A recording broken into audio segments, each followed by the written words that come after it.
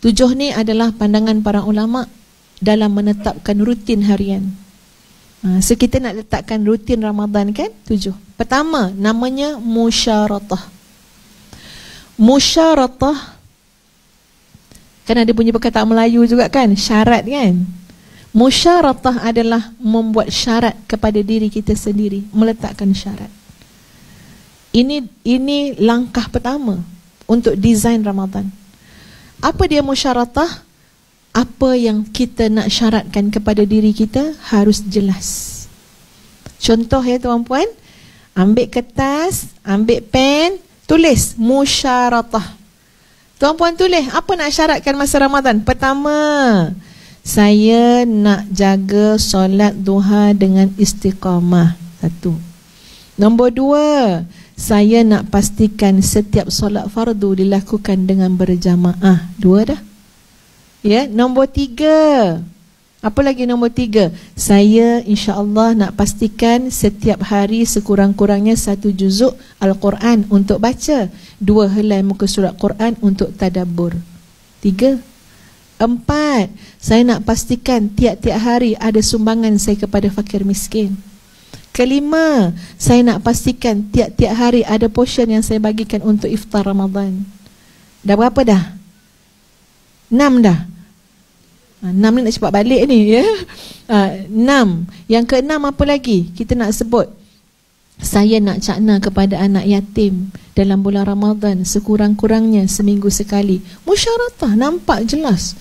Daripada ilmu yang Allah dah bagi pada kita, pengalaman hidup, mesti kita ada dah design apa yang kita nak syaratkan. Musyaratah. Kalau tak ada musyaratah tuan-puan, lenggang kangkung je lah masuk Ramadan. Ya. Orang Ramadan kita Ramadan. Dah takkan orang Ramadan kita safar pula. Ya, kau kata kita tak makan ubat. Ya, benda tak boleh lari daripada Ramadan. Ramadan tu bulan, duduk mana-mana pun Ramadan.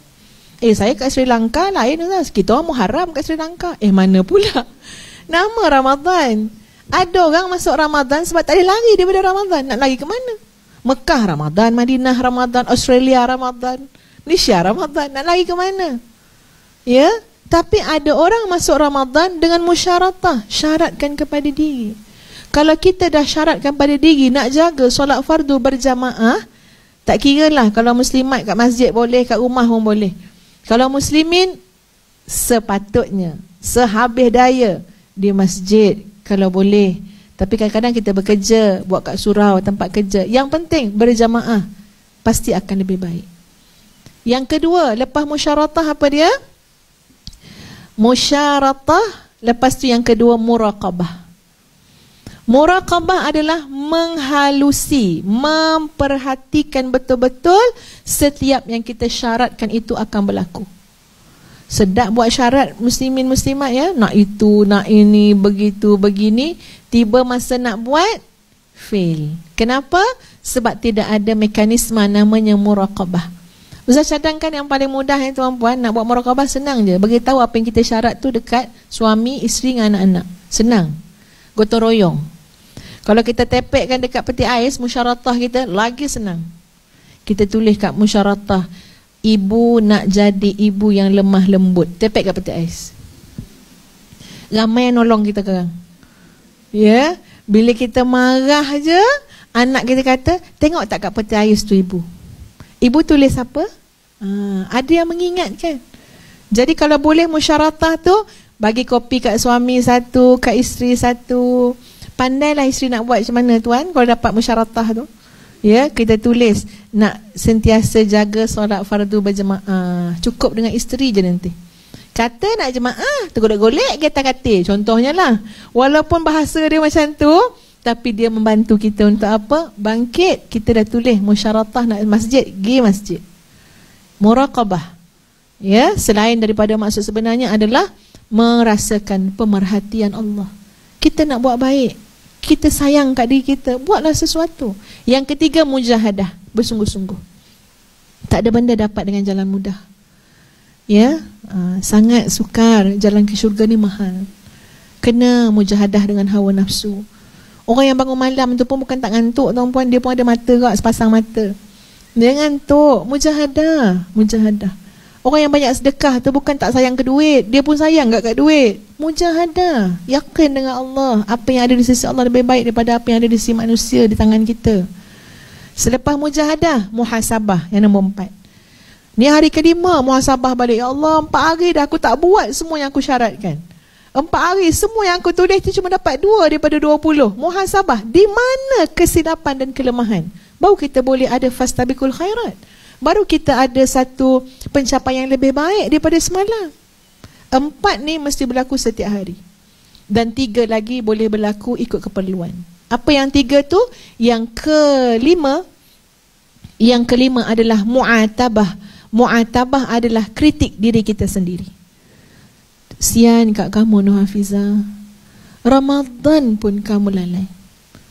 Ramadan pun kamu tak ambil peluang untuk dekatkan diri kepada Allah. Sian kamu Hafizah. Kenapa payah sangat kamu baca Quran? Sebenarnya kamu yang tak nak Quran ke? Quran yang tak memilih kamu. Kita mu'atabah. Ya, sampai kita kritik diri kita. Ya, sampai kita rasa, ya Allah, teruknya aku ni. Jangan kritik orang bulan lain. Ni bulan Ramadan ni banyak kritik diri sendiri, ya. Dahsyatnya. Mu'atabah. Yang keenam, mu'aqabah. Mu'aqabah apa dia? Hukum diri kita. Kita tulis musyaratah nak solat fardu tiap-tiap hari, tengok-tengok 2 hari kita tak solat fardu atau solat fardu jemaah. 2 hari tak jemaah, buat satu hukuman. Hukuman ni mestilah benda-benda yang sunat, bukan benda yang wajib. Jangan sekali-kali kita buat hukuman, saya hukum diri saya dengan sembahyang subuh pagi esok. Taklah, subuh tu memang kena sembahyang, ya. Tak ada hukuman pun dengan benda yang sunat. Contoh, hari ni kita keluarkan sedekah, padahal duit tu kita dah asingkan dah. Nak beli apa? Gelang. Tapi sebab kita nak hukum diri kita, tidak, bukan untuk beli gelang, tapi untuk disedekahkan kepada fakir miskin. Sebab apa? Sebab aku lalai 2 minggu tak solat tahajud. Itu mu'aqabah. Itu memang sayang diri sendiri, tuan-puan. Tak ada orang tolong buat untuk kita, ya, kita buat sendiri. Yang terakhir, yang ketujuh, namanya mukafaah. Mukafaah ni apa dia? Mukafaah ni reward diri kita sendiri. Kita tengok, dah seminggu dah, ya Allah, alhamdulillah, dengan izin Allah dapat kita jaga solat jemaah seminggu dah. Kita pun reward kat diri kita sendiri. Teman abah sikit, abah gimana abah nak beli baju baru, jubah baru. Kenapa pula beli jubah baru? Raya 3 minggu lagi. Tak, abah nak mukafaah. Cakap Arab abah dia, ya. Abah nak reward diri sendiri. Kenapa? Ada kejayaan yang abah berjaya buat dalam hidup. Kejayaan, tuan-puan, dapat jaga solat jemaah ni kat masjid ni. Reward diri kita. Sebab tu saya kata 3 yang terakhir tu tak perlu buat hari-hari lah, ikut pada keperluan. Kalau kita design macam tu, tuan-puan, 7 perkara ni, insya-Allah hidup kita hari ni lebih baik daripada semalam. Esok insya-Allah panjang umur lebih baik daripada hari ini, sebab kita ada pengukur dia. Kita ada mekanisme yang mendesain hari-hari kita. Dan ini Ustazah petik dalam kitab Al-Khittah Al-Barraqah Lidhin Nafsit Tawaqah. Perancangan-perancangan yang sangat hebat, perancangan-perancangan yang cemerlang untuk pribadi-pribadi yang hebat. Jadi mudah-mudahan tuan-tuan dan puan-puan sekalian, dengan sedikit sebanyak yang Ustazah kongsikan ini dapatlah memberi satu peringatan kembali kepada kita, dapat memberikan sedikit panduan dan bimbingan untuk kita jadi lebih baik lagi, ya, melakukan kebaikan dan berlumba-lumba dengan kebaikan. Kita kena ingat, tuan-puan, ya, di atas muka bumi ini ada hamba-hamba Allah yang betul-betul berjaya, ya, menghidupkan Ramadan ini dengan sebaik-baiknya. Tapi ya, dengan syarat tadilah yang telah Ustaz katakan, kita ni ibarat macam melancong, ya. Akhir sekali ada satu analogi.